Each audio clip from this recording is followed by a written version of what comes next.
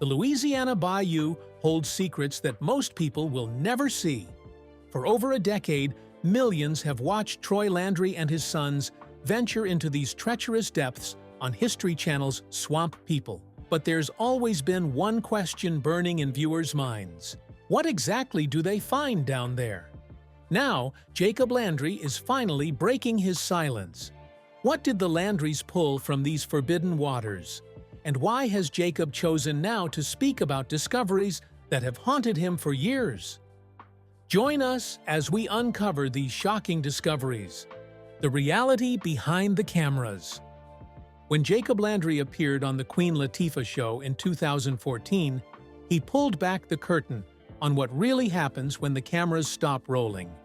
The Swamp People cast got brutally honest about the risks they face every single day in the Bayou, and Jacob's admissions painted a far more dangerous picture than what viewers see on television.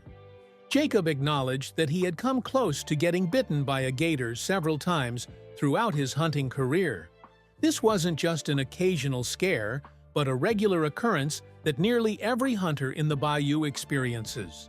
The show simply cannot document every time the hunters go through something like this, because many of these incidents are too graphic for primetime television.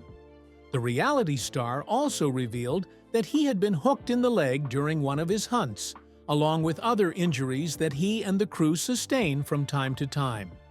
These were serious injuries that came with the territory of wrestling apex predators, capable of flipping entire boats and dragging a person underwater within seconds. Jacob made it clear that all of this was simply part of the job. Every time they set out to brave the murky swamp, they knew the risks. The question wasn't if they would face danger, but when and how severe it would be. Yet despite knowing these risks, Jacob and his crew continued to venture into the deepest, most dangerous waters of the Atchafalaya Basin. What viewers don't see is the toll this takes over the years of hunting. The pressure to get perfect footage only adds to the physical and mental demands of an already brutal job. These challenges have become routine over the years, but every so often they face dangers so real that they nearly lose their lives. What was the experience that shocked Jacob to his core? 100 lines in Grand Bayou. Jacob's commitment to his father and the family business pushed him to take on challenges that tested even veteran swampers. Working with his hunting partner Willie Edwards, Jacob headed to the deep water of Grand Bayou, where they set an ambitious 100 lines, hoping that a robust number of gators were in the area. Deep water hunting is exponentially more dangerous than working the shallow marshes. The gators in these remote areas tend to be larger, more aggressive, and much harder to handle. The water conditions make every aspect of the hunt more treacherous. If a boat capsizes in deep water, recovery becomes nearly impossible, and the risk of drowning increases dramatically. During one particularly intense hunt, Jacob and Willie encountered a feisty 8-footer that gave them a serious run for their money. The gator fought with unusual aggression, thrashing violently and putting both men at risk. Willie's treble hook skills came in handy, but even routine catches in deep water carry the potential for catastrophe. The dangers became even more apparent when Willie almost lost a finger after a rope broke under the strain of a thrashing gator. The incident happened in seconds. One moment, the rope was secure.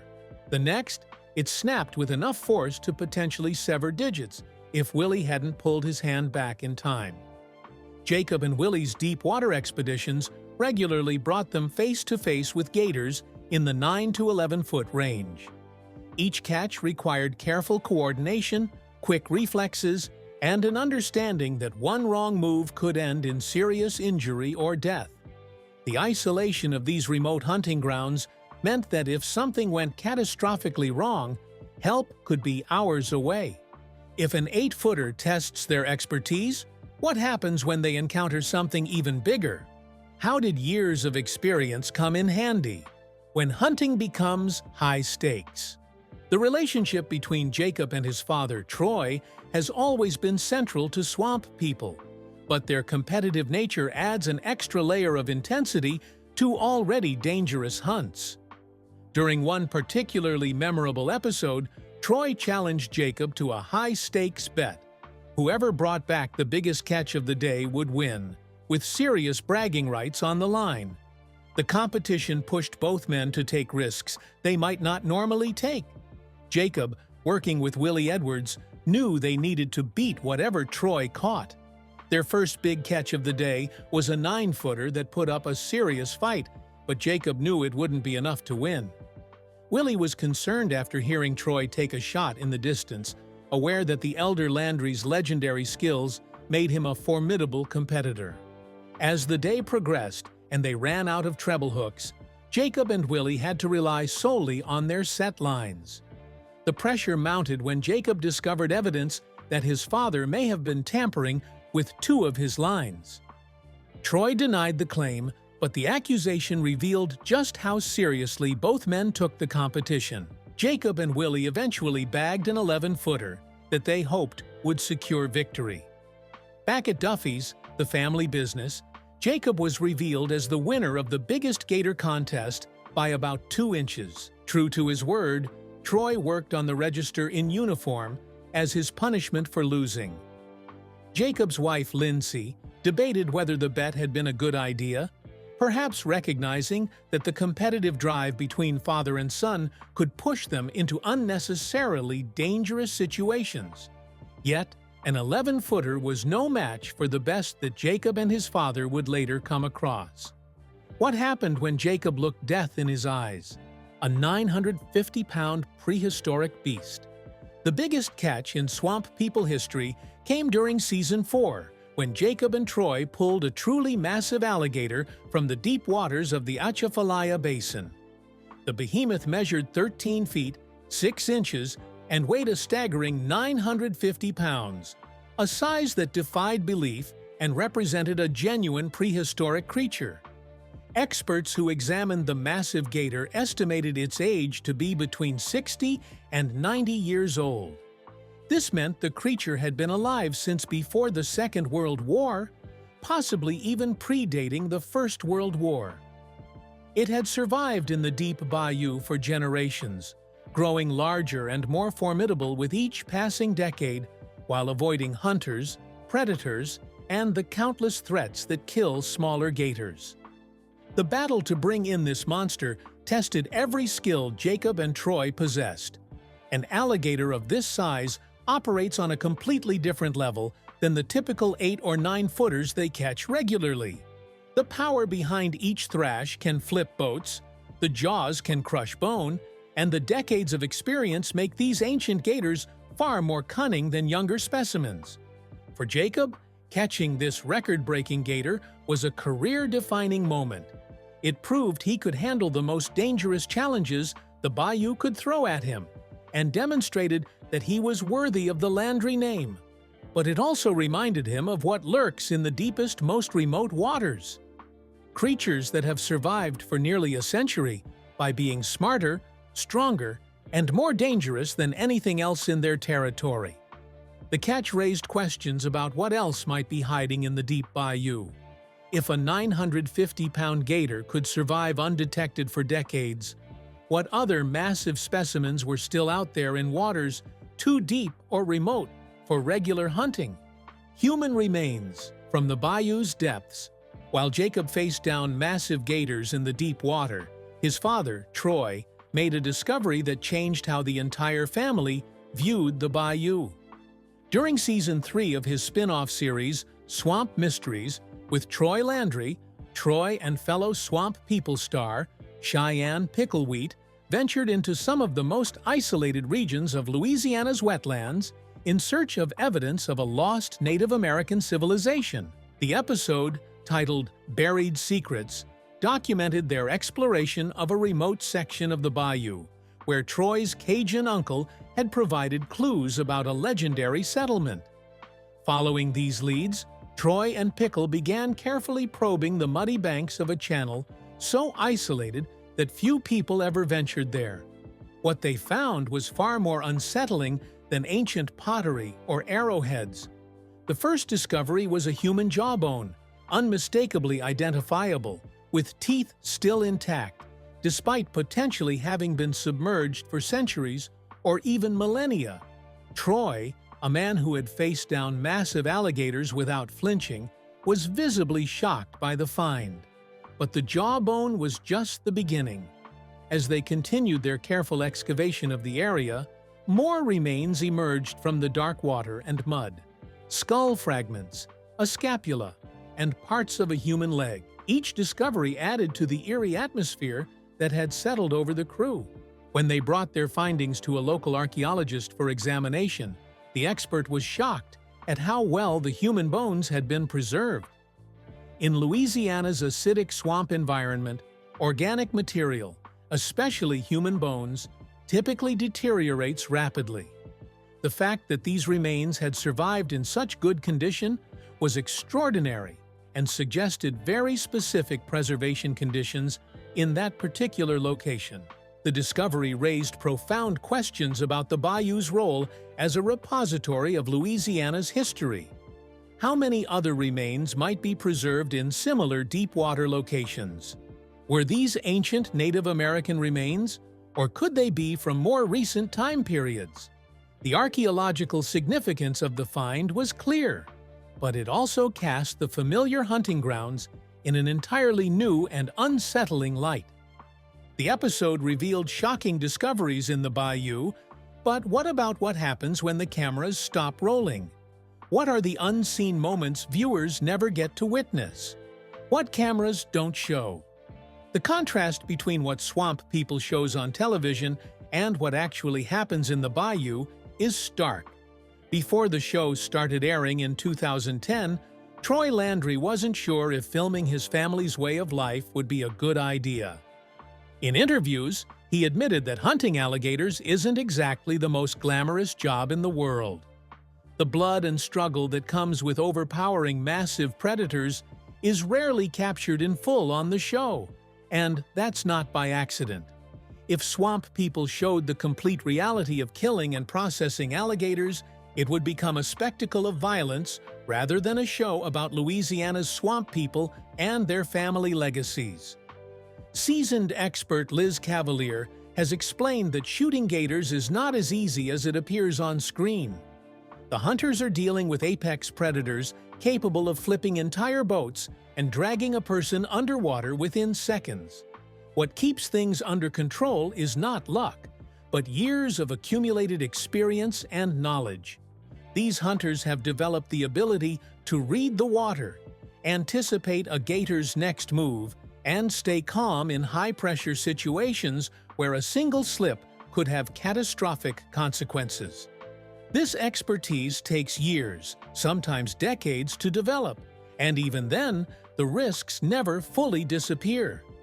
The show's edited version includes the high-stakes hunts, big catches, and occasional slip-ups. But the real swamp life isn't all prime-time material. Off-camera, the hunt gets brutal, and without the dramatic music and careful editing, the reality of surviving in one of the world's deadliest wetlands becomes clear. The long filming days that run from sunrise to sunset create exhaustion that compounds the danger. When hunters are tired, their reflexes slow, their judgment suffers, and the likelihood of mistakes increases. Add in scorching heat that can reach over 100 degrees, humidity that makes breathing difficult, and the constant physical demands of handling heavy equipment and massive reptiles. And you have working conditions that would break most people within days.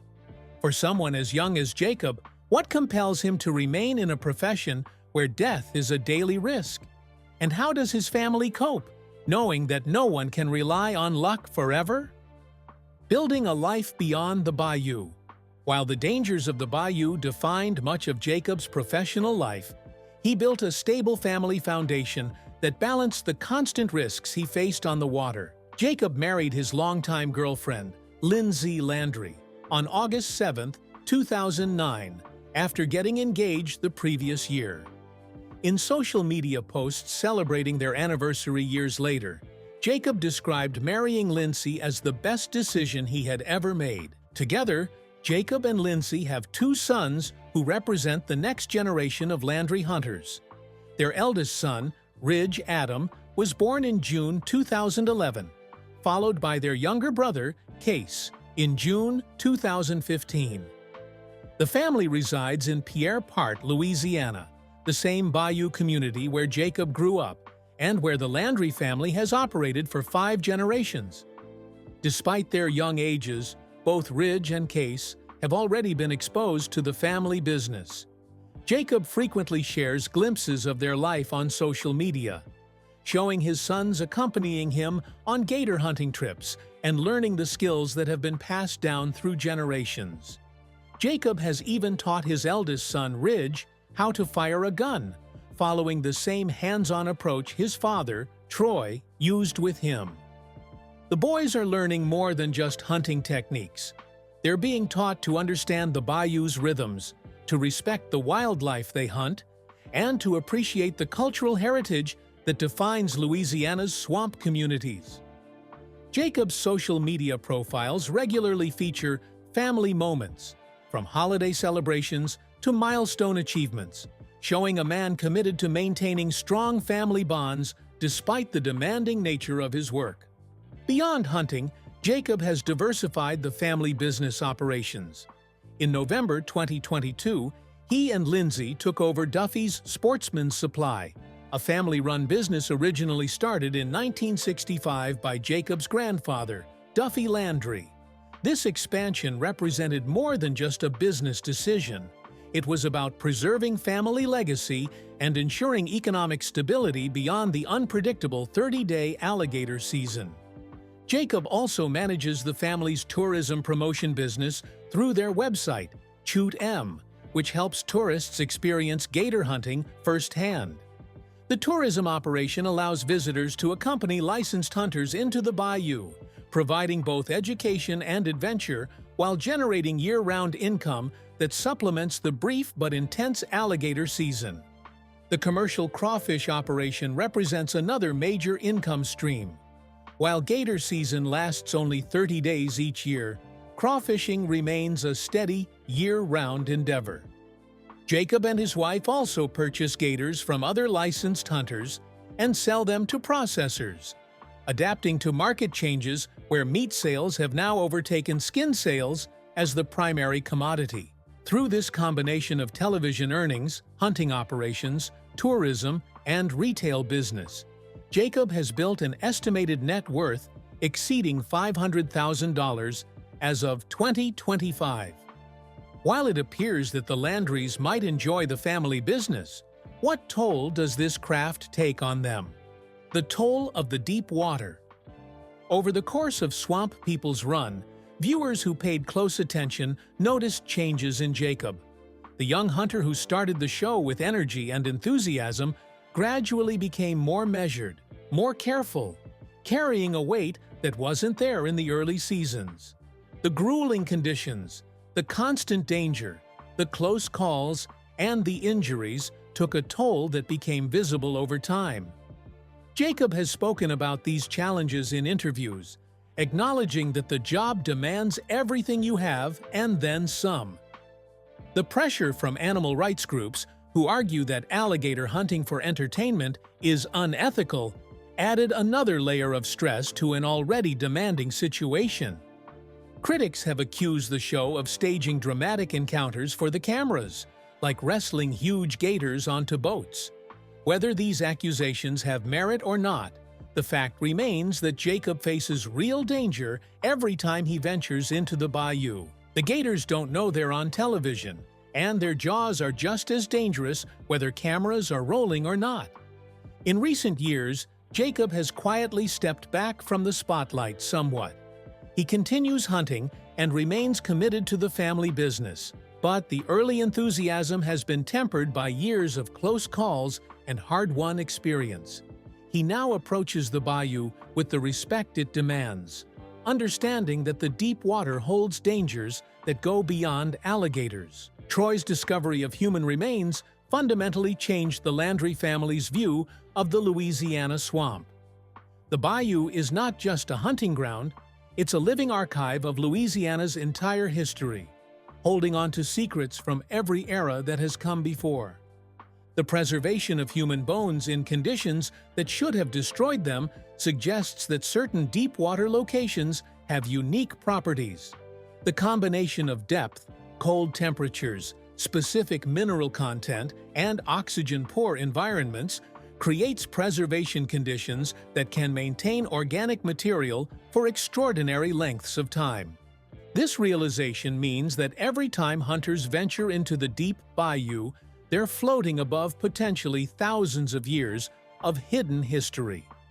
The waters that provide their livelihood also serve as a repository for artifacts, remains, and evidence of the countless people who have lived, worked, and died in these wetlands over the centuries. For Jacob, this knowledge adds another dimension to the already dangerous work of alligator hunting. The deep water locations where the biggest gators hide are also where preservation conditions are optimal. Every line they set, every catch they make, brings the possibility of finding something that changes everything. The bayou keeps its secrets until someone like Troy or Jacob pulls them into the light. And based on what's been found so far, there's no telling what else is waiting down there in the darkness. Which verified discovery do you find most shocking? Do you think swamp people should show more of the brutal reality Jacob described it? Or is the edited version appropriate for television? Share your thoughts with us in the comments section. Remember to like, share, and subscribe for more. Also, click the next video showing on your screen. You will enjoy it.